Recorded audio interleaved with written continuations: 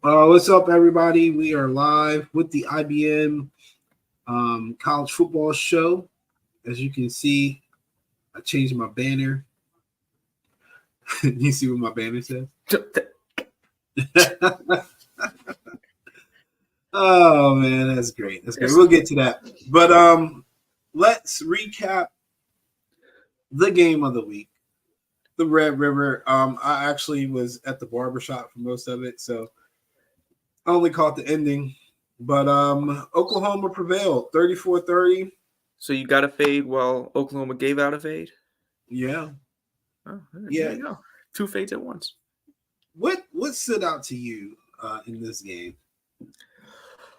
That Oklahoma stuck around well, of course they stuck around. But honestly, I was thinking like, all right, Oklahoma's only going to stick around for like a half. Then, Texas's offense, they're going to do what we've seen against Alabama. They're kind of probably going to pull away fourth quarter. It's going to be 2-touchdown game to win. No. Oklahoma, Dylan Gabriel, they had enough in the tank to keep it with them. Especially, I was very impressed with the fourth quarter. Us going down the field on them like they did. Also, it made me have a lot of questions going back to the Alabama game for Texas about, was that secondary really worth anything? Like, is that secondary overrated? Oh, you talking about Bama? Yeah, when it comes, because Texas. Also, I didn't understand some of the play calling either from Texas. The one thing also we were talking about in the chat about going under center at the one when you don't do that. Well, you ain't practiced it all this time. Why do it now? I mean, at the end of the day, man, like you're on the 1 yard line. You got to score. Like, yeah, whether you're under center, taking shotgun, it doesn't matter. But you're right, and I don't understand how they couldn't score, how they couldn't get that yard. Like that made the game. That truly made the game. Like again, like I said in the chat, in those situations, man, with how emotional college football is, when you fail to score in those situations, it's almost like you gave up 6 and lost 6 at the same time. Like it's a lot to overcome. Yeah. And I don't understand it either, man. I'm pretty sure if Sark could have it back, he would. But that's played football in general, not just college, NFL too. Yeah. People don't call their best plays. They call plays like they got another series left. But in some of these situations, that might be all that you have. Like this might be your last trip. And I think in Texas' case, it wasn't their last trip, but it was probably the most pivotal trip. Like that changes the course of the game. That changes how Oklahoma plays. On the offensive side of the ball, it changes how your defense will play. It gives them a little bit more confidence. And then you allow that drive at the end, man. That's just, it's awful. And I'm just going to say, I called it. I said, when Texas just got that field goal, I'm like, yeah, Oklahoma's going to come back and score it like a heartbreaker at the last minute. Yeah, Boy, what do you know? I think I said in the chat too, like field goals, man. Like throw them out the window, bro. Like you ain't winning against top offenses. You'll never beat them by kicking not on a field goal. There are situations where you take the points because you just need to get on the board. But I mean, if we're in the second, third, or not even second, if we're in the third, fourth quarter, basically the whole second half, a field goal's a point. Yeah, I'm playing a high-powered offense. I'd rather take the chance and go for it on fourth. If it's like anywhere, if it's a manageable fourth down, I'd rather take that chance and try to get my points and to kick a field goal because you're not really changing the trajectory of the game. Because if we did the math, I go up 3, you go down the field, you score a touchdown, I'm still down a score. So if I don't kick, I'm down 7. I still need a touchdown, the extra point. If I do kick, I'm still down 4, so I still need that touchdown. Like, I just think sometimes people don't think like that. And there are situations, again, where obviously you take the points, but in a game with that is going back and forth like a true like rock fight, or not rock fight, like a true shootout. Like, let's do that. Texas Tech, was it Texas Tech and Was it Oregon? No. The Oklahoma. It was Baker and Baker and I thought Patty. you were talking about this year. Yeah. This year, okay. No, Okay. I'm just saying Baker and Patty. Like, imagine it if they didn't set up for field goals all the times they went for it on fourth down and stuff. It changes the course of the game. When you in the mix, you in the mix, man. Trade blows. Don't settle for a field goal. So I think Texas didn't play with the right amount of risk taking to win that game. Also think that the one thing that we thought in the Bama game that was going to come out and get them, which was like, the offensive line can be pushed around a bit. Their line can be pushed around. It got pushed around here. Yeah. Like, Oklahoma did a good job. Like, what I thought Alabama was going to do and just push them around that whole game, Oklahoma actually did that. They got after Quinn. They made some. What did he have? 2 picks? Yeah, I think so. Yeah. I have the game right here. I just didn't. I'm trying not to like be into my phone, but I can pull up the stats because, again, like I said, I was at the barbershop for most of it. 2 interceptions and a touchdown. Yeah, they got. I remember them just going after Quinn and just being aggressive, and they did a good job of slowing down that run. Because one thing Texas has been doing is they've been running the ball whenever they want to on teams. It did not happen. Like, if we're keeping a buck, Texas outplayed them. I mean, despite the 2 turnovers, Quinn still threw for 346. They still their leading rusher still had 129 yards. Gabriel had a monster game. He threw for 285. Gabriel ran all over him. Yeah, never mind. But and you just, what can you say? You got to win that game. That's awful.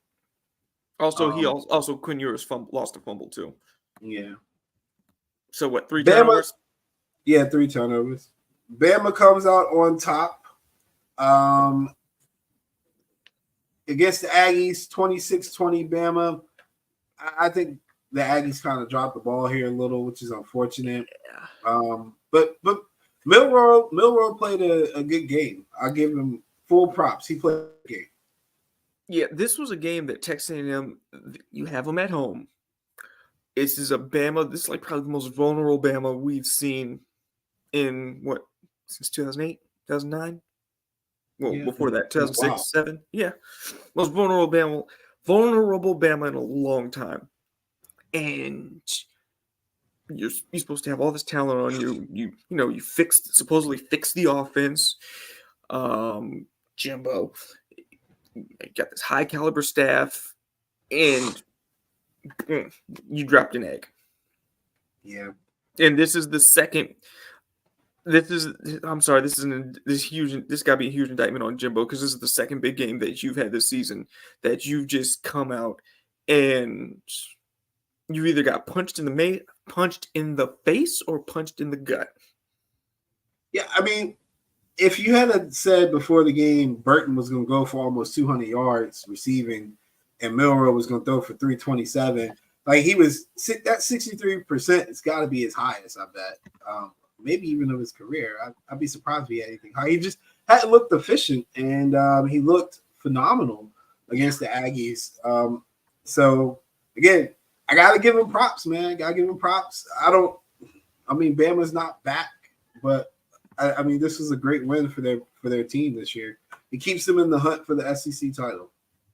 Also, Max Johnson isn't it. They really... But I think he's just playing because what else do they have? Yeah, good point. And he wasn't awful. It's just inexperience, man. You could tell, like, you're throwing off your back foot, fading backwards and stuff. He's been playing for 4 years. Well, yeah, he was on LSU that COVID season. The COVID season? Oh. Yeah, he was the LSU quarterback then. Well, has he played since then? Because it didn't look like it. Yeah, Madden. Yeah, Louisville upset Notre Dame. It was a classic trap line, man. Even I fell for it. I didn't even pay attention to who they had coming up next. But big win for Louisville, man. Braun is cooking. Yeah, he is. They're top 15 team. Yeah, His what, first number season 12 back. coming in? Yeah, they're number 12. They were number 14 before that. And Louisville looks like a real contender to win the ACC? No. You don't think so? No. Well, to be in the title game. Yeah, they can be in the game, but they won't win. Yeah, okay. All right. You're doing too much. All right, I'll give them that. Next subject. USC survives the scare. USC survives the scare. It was one of those games where, it's classic Pac-12, man. After dark. I don't trust USC to play defense. Nobody should. I'm sorry. USC is a very unserious team. They're not until they fix that defense and it looks like just semi-competent. Just a little bit of competence. You don't gotta be completely competent now. Just get a few stops for me. Then I'll treat you as a legit playoff team. But you can't be an Coleman had 22 carries, 143 yards. McMillan had 6 catches, 138 yards. And they went for a total of 506 yards on 77 plays. I can hold it up so you guys can see it on my phone. There's literally no statistical category. Oh, it's blurred. Hold on. There you go. There's no statistical category that USC basically won in. Like, that's insane. Let me move it over a little bit more so people can see it. You see that? All that green is Arizona. They literally dominated the game, but they lost in overtime because Caleb Williams is the best quarterback in the nation. You say saving USC once again and saving Lincoln Riley from not coaching one side of the ball. And I keep it well. He had a terrible game. 14 for 25, 219 yards. Like, bro, you play Arizona. It won't like you were playing like Georgia. That's a stat line I expect against Georgia. Yeah. I don't know what it is with this team other than Grinch is awful. He's awful. He needs to never have a job again. Yeah. At no stop has he been a successful defensive coordinator. So I don't get it anymore. West Coast Todd Grantham. Maybe he is just really good friends with Lincoln Riley. Why can't you be like that? Why can't you be successful and then just carry me? I'm trying. No, you're not, bro. No, you're not. I need to get on that Alex Grinch plan. All right. This is a special clip here. I'm gonna share this one with you guys. We're gonna watch this all over again because it really was that crazy. It's gonna be a good time. You see my screen? Absolutely. Uh-oh. Oh yeah, baby. Oh yeah. We're gonna replay. This is called Putin's military. Here's Cheney. Straight ahead. Tackled in the ball. All right, hold on. Let's go back and set the table. It is 34 seconds left in the game. Look what Georgia Tech has. Look at the 30-10. Georgia Tech. Georgia Tech has 17. Miami has 20 points. And there are no timeouts. Right no timeouts. There are no timeouts. Nothing. Even crazier. They're in Georgia Tech territory. Like, this is it, right? This is it. No, they're gonna run the ball, not take a knee. Now, I will say this in ran hindsight. The clock down too. They ran the clock down to 1 second on the play clock to snap this ball. Like, in hindsight, though, why didn't the running back just go down?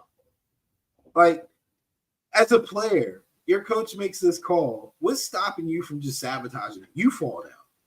Because in the college, when you're down, you're down. Yeah, what's he gonna say? Oh, what? I just ran the clock out. We won. What's the problem? Yeah. What he gonna say to you then? So here's the thing: is this a fumble? Let's see. I can't tell if the knee's down. What? I thought it was one of those, the Michael Dyer play in the national title. Yeah, where he was like over the dude. I thought it was on that type of situation. Look at Either way. that face. Look at that face. Look at the face. Look at the sideline reaction. This is great.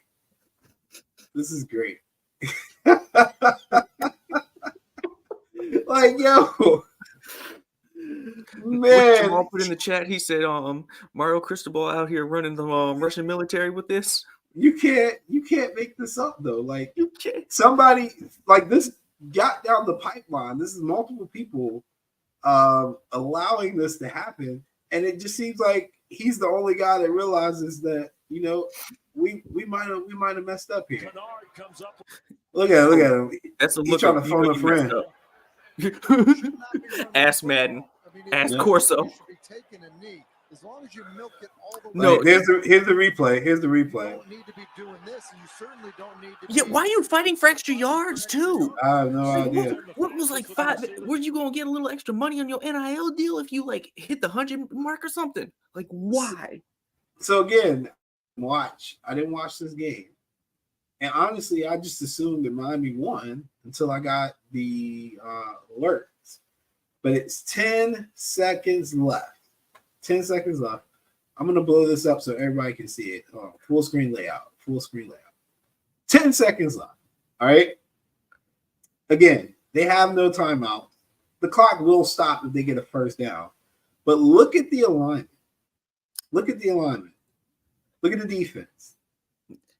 They're basically playing in same depth. They're playing the same depth they would if it was just a regular down, which is fine.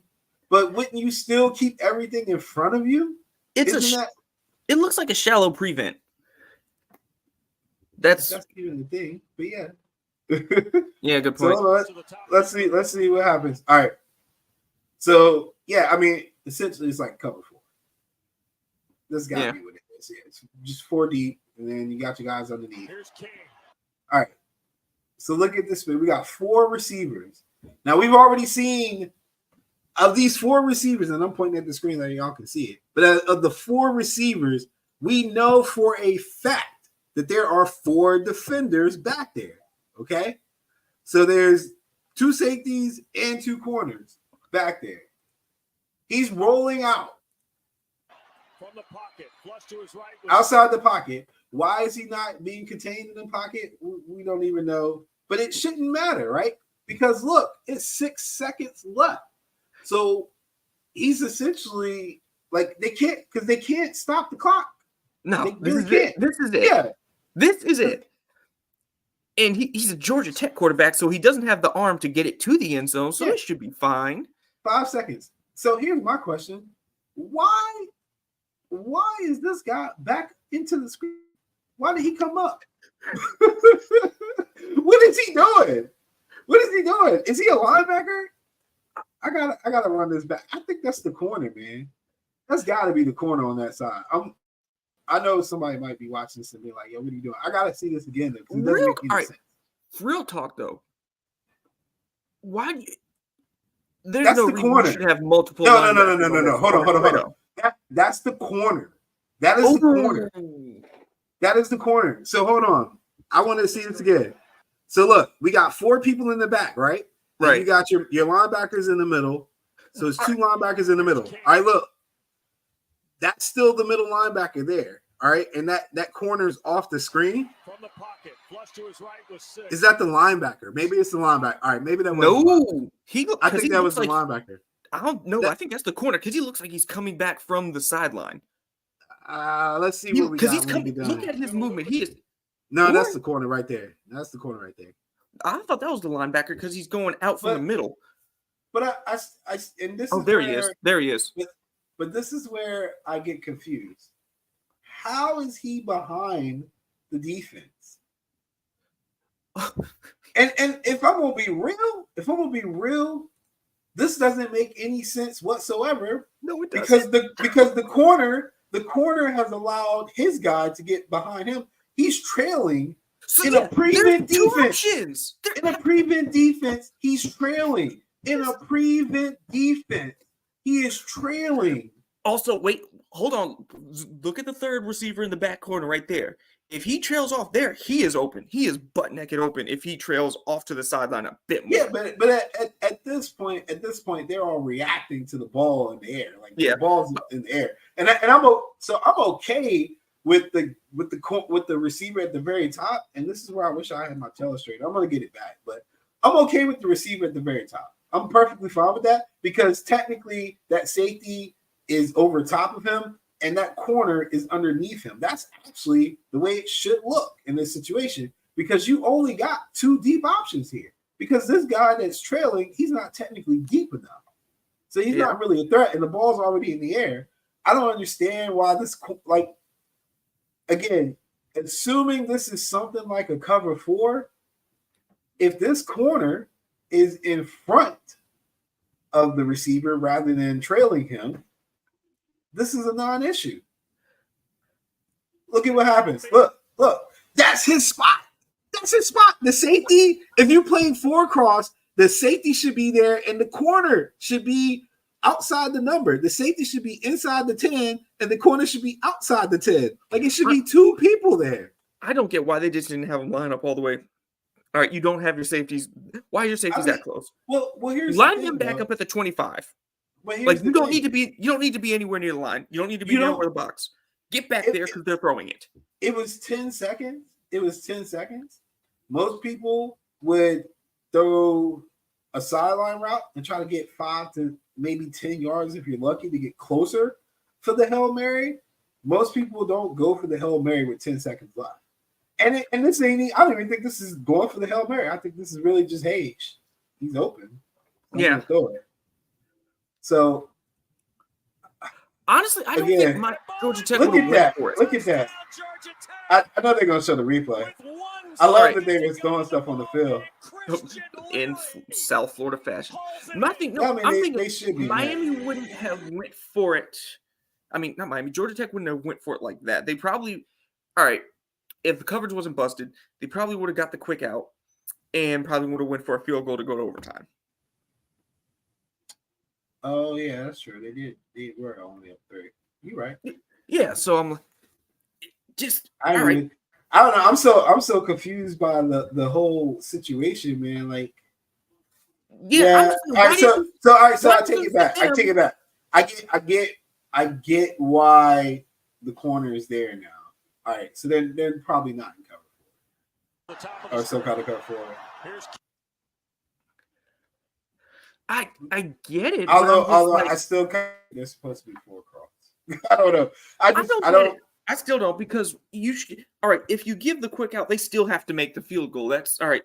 That's another like storm that they have to weather. But at least if you sitting back more in a full prevent or just sitting deep, you at least prevent that. You at least prevent somebody just get cooking you with an open pocket behind you. That's just I'm so perplexed. I can't let it go. I can't let it go. Like NCAA got to bring safety from Miami in for this. All right, so maybe this dude at the bottom here, maybe he ran to the line that was basically field goal range and turned around or something. Like something kept that safety. Oh. All right.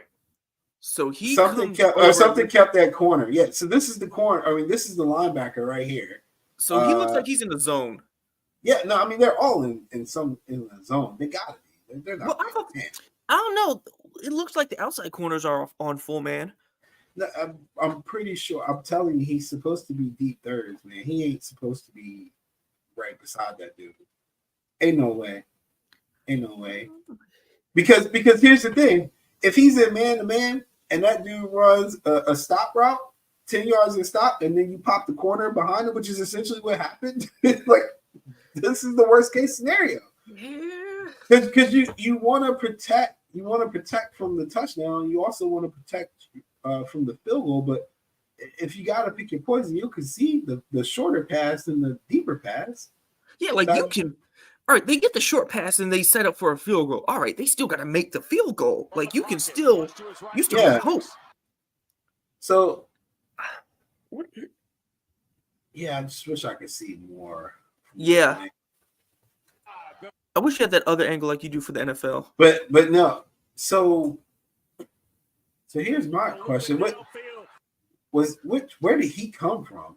See, that's why I thought he was man because he stuck with him. He might have came from the other side. That ball is caught. What number is he? 6? I can't see his fuzzy. It was 6. Yeah. Well, yeah. I'm coaching. Receivers to the top of the screen. Here's King from the pocket, flush to his. Nah, he didn't come from the other side. He was in the slot. That's the slot receiver. Yes, him from right there in the going up the seam. Flush to his right was 6. 5. Did he even actually make a move, or did he just like, you know what, 9s? I'm just going. Let's see what happens. I don't know what the safety's doing. I don't know why he's up there, but because it doesn't even seem like he the slot receiver made a move. He just seems like, you know what, I'm just gonna go and see what happens. That's all it looks like he did. He didn't look like he stopped. You know, did a stop and go.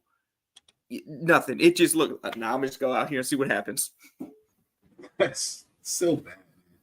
But anyway, mine is at the Kiddie Table. I know it's a lot. They sponsored a Kiddie Table with this one. Yeah, the Kiddie Table is brought to you by the Miami Hurricanes. Again, that very well may be the worst sequence I've ever seen in my life. Oh wait, what about the time that Cristobal did this before? Yeah, I didn't even pull that up.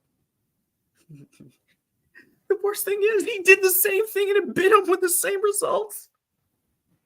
Yeah, it's all good. Oh. Going into this week, I know, man, it's kind of a bummer to talk about that. It really hurts my heart and my head. You're number 8 happy. Oregon. You're I'm not happy. No, yes, you are. Could you just go lambaste them in like 3 weeks anyway? No, they're not going to be ranked. It's not even going to be worth it. Oh, that's right. They play my they might lose again this week too. Yeah. Mm-hmm. Number 8 Oregon at number 7 Washington. Washington is laying 3 over others at 67.5. I'll say this is game 1A.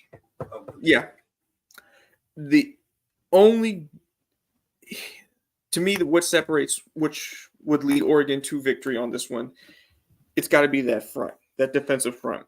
If it's not going to be about make sure Bo Nix doesn't turn it over because Bo Nix can still Bo Nix.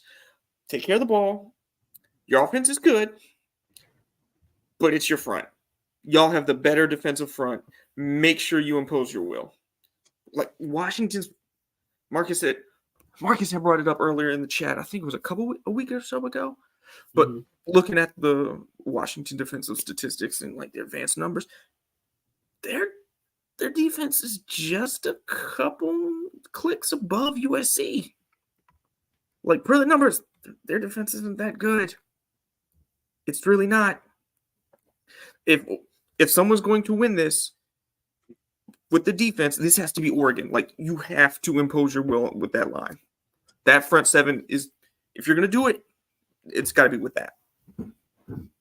Penix is better than Bo Nix by a million years. So that is, I mean, I'm going with the better. I'm going with the better quarterback here. But I think historically, the home team wins this matchup. Historically, I think. Yeah, unless one of them's like usually terrible. Yeah. Yeah, I can actually look that up real quick. But yeah, I have not hard capped college football this week. So if anybody's wondering why I'm like vague, it's because it's been a busy week. So, nickels are busy, god dang. But no, I will take Washington. It's in Seattle. Yeah, Penix is better than Nix. Nope, a lot. The Oregon won 2018, 2019, and 2021, and then Washington got them last year as a 12-point dog. Well, the year before was the Jimmy Lake. Not last year, but the year before was Jimmy Lake, and they were just cheeks. Washington was just straight boo boo. Yeah, because that was the year like Jimmy Lake got in trouble for like, didn't he like yank the kid's like face mask or something, and he got on film and like everybody on Twitter lambasted him for it. Yeah, because that was the year. Well, we're gonna see what they made of. This is a good time for both of them to kind of see what's up. Yeah. Maybe Arizona better than we give them credit for because they only lost by 7 to Washington as a 20-point dog. So maybe we need to lay off USC. I mean, Arizona, the last couple of years, they really like dragged themselves out of like the chasm because they went from complete crap to respectable program with some fight in them. They raise the talent profile a bit. They seem well coached. They can play. So this is a strength on strength matchup. Washington is one of the top rated passing offenses, and Oregon is a top 5 pass defense. Washington can't run the ball to save their life, but they protect the rock. They extend drives, and they're above average red zone efficiency. So that's interesting. And then on the other side of the ball, as you were saying, again, I'll show people with my app here. That red, I'm trying to see if I can, there we go, put it right there. The red part is Washington's defense, and the green part is the offense of Oregon. So advantage to Oregon. I'll still go with Washington to win here. Yeah, just being at home. Yeah. Crowd lifts you up. Bo Nix is due for a bad game. Yeah, Bo Nix can still Bo Nix. I got 2 fumbles and a pick on this one. 1B game of the week. USC by the skin of their teeth coming into Notre Dame, who better justify losing to Louisville by saying they were just getting prepared to mollywop USC. I don't see how USC wins this game, man. I don't either. USC they had a terrible game last week, and they give up too many yards on the ground and through the air. Like Hartman's not that bad, man. Against a below average defense. Oh no, He should light them up. Hartman will cook them. Let's be honest. USC is very lucky to not have the same record as Notre Dame right now. And this is strength on strength. I just advantage Notre Dame. They can actually play some defense. Yeah, they can actually play some defense, and if they USC's defense versus Notre Dame's offense. But if you look at USC's offense and Notre Dame's defense, the big thing that stands out is that Notre Dame doesn't get a lot of sacks. They don't generate a lot of pressure, and they don't generate a lot of turnovers.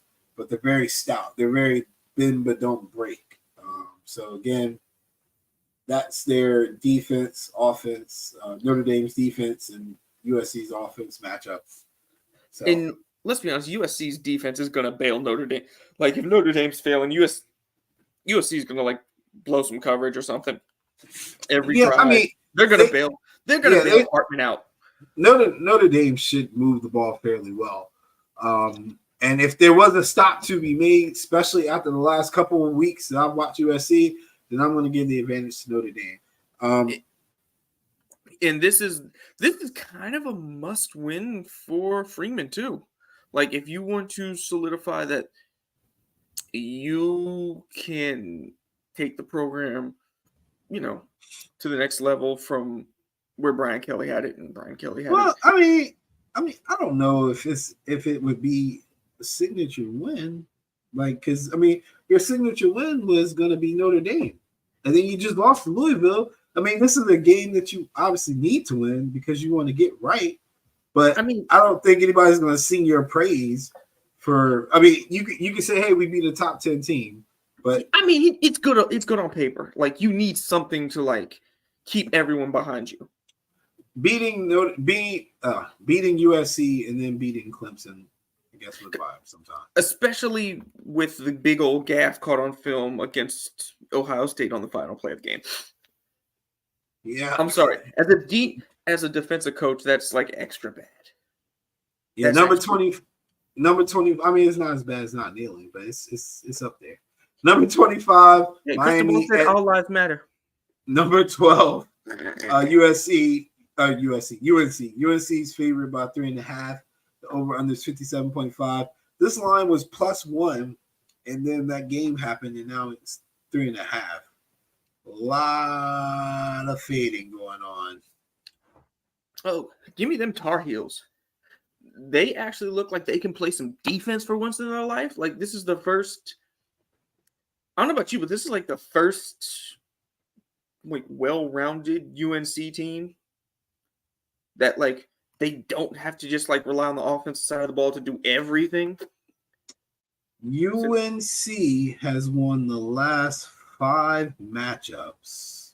And it'll make it 6. Drake May is But- way better but- than anything. But Oh.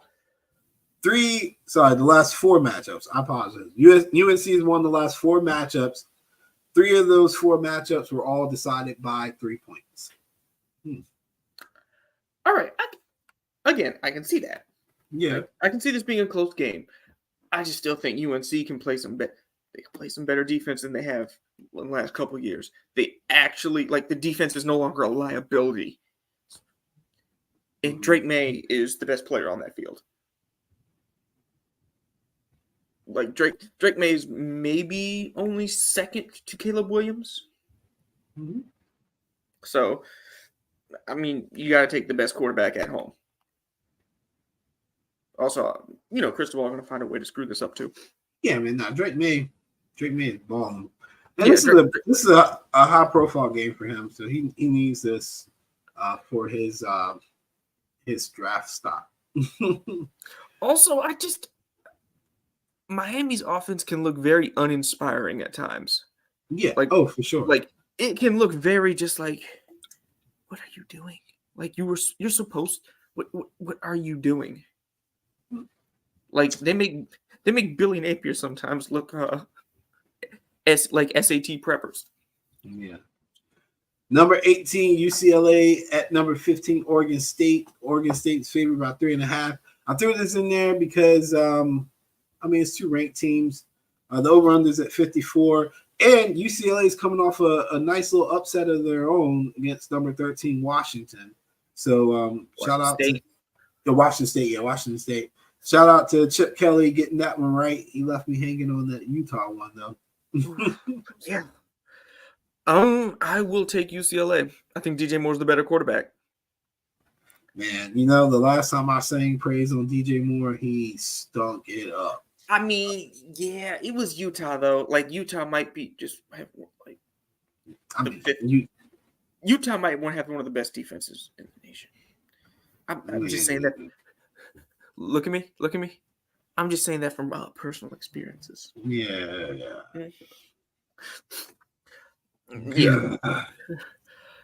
So, but also, DJ is also as good as he's been on at Oregon State.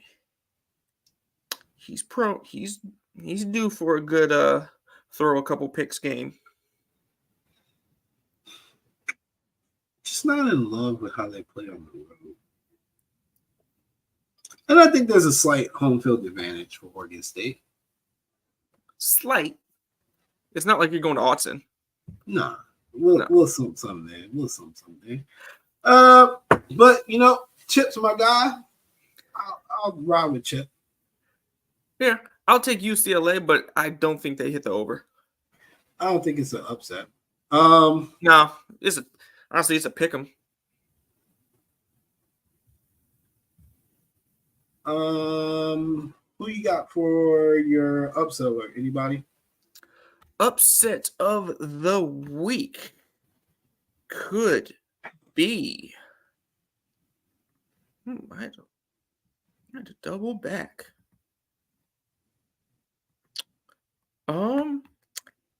If no Vandy over Georgia. Oh God, what is this? An SEC Facebook page? I'm joking. The closest thing I would have could be Auburn over LSU, or would A&M over Tennessee be a upset? Not really. It's only 3 points. Okay, because I'm not high on neither one of them. And Auburn LSU always turns into like a slugfest. I'm gonna go with a good oldie but goodie here.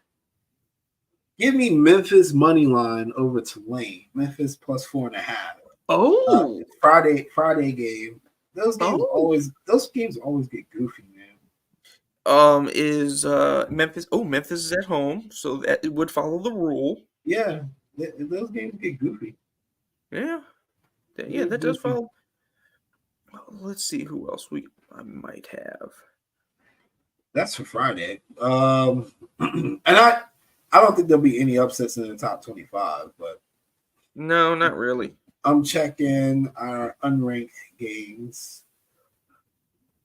All right, I have one that could happen. What's as that? a Arizona beats Washington State. Is that at Washington State? Yes, but Oh heck, you tripping? you don't.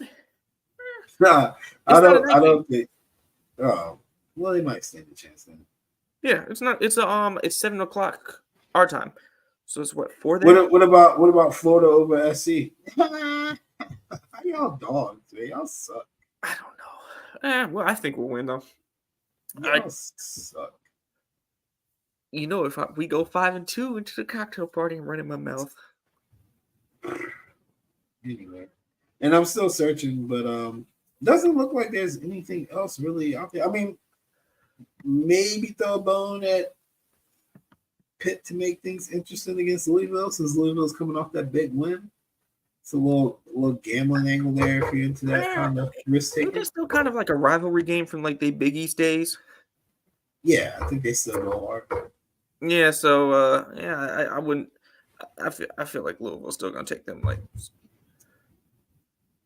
Louisville's still gonna bear down. And I gotta go back to them because they didn't let me down twice. My Rainbow Warriors. Let's go. Almost 2-1. Taking on San Diego State.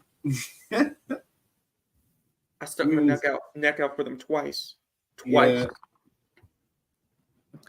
Timmy Chang, don't ruin me. Don't ruin me, Timmy. It'll be all right.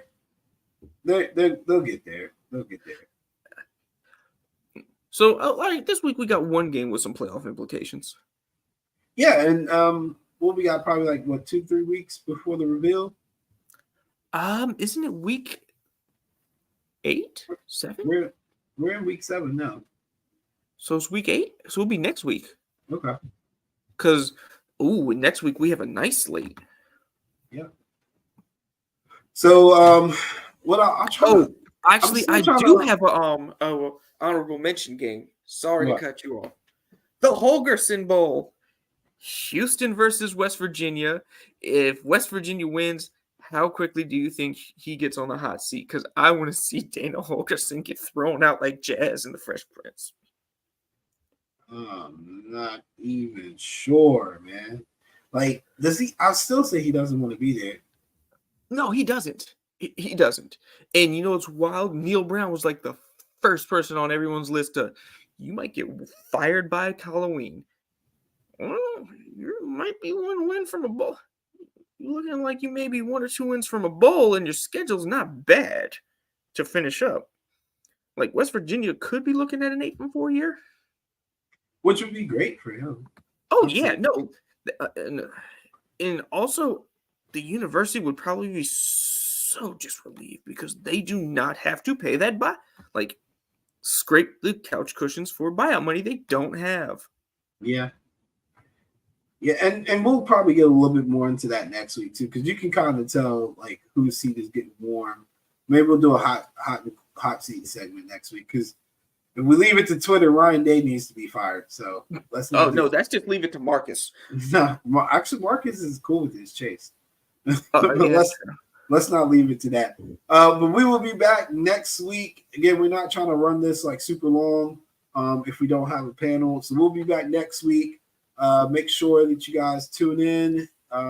Hit the like button if you're on YouTube.